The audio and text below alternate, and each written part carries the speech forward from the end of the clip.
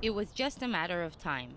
After Brazil and Germany, the ongoing Edward Snowden scandal has hit Jerusalem. The latest batch of leaked documents coming out of the American whistleblower's fountain indicate that the U.S. has been spying on the Israeli leadership, too.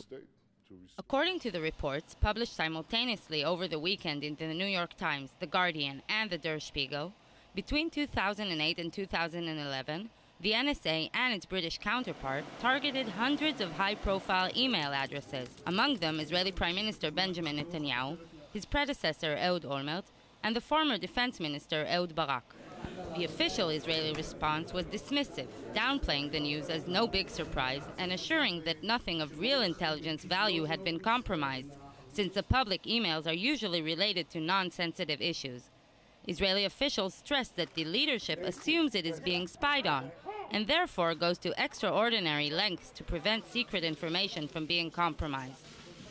Nevertheless, the new Snowden revelations were the talk of the weekly cabinet meeting Sunday, provoking anger against Israel's closest friend and ally. We are not following after the President of the United States or the Defense Minister, and I think that we should expect the same relations from the United States. The new espionage incident touched another sensitive subject between Jerusalem and Washington and spurred calls for the immediate release of Jonathan Pollard, a former U.S. intelligence analyst who has been serving a life sentence in the U.S. on charges of spying for Israel in the 80s.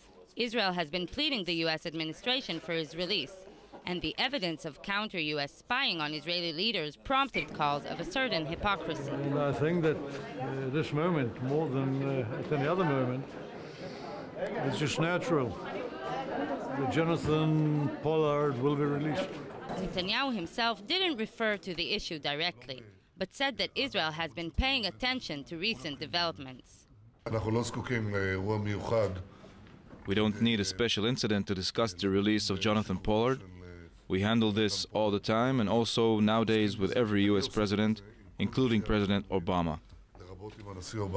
Snowden's revelations have already caused enormous embarrassment to the Obama administration, but it seems that Jerusalem doesn't intend to create new public tension with Washington on the issue. The reaction will probably be private and mild. Israel understands that the Americans can do things it simply cannot.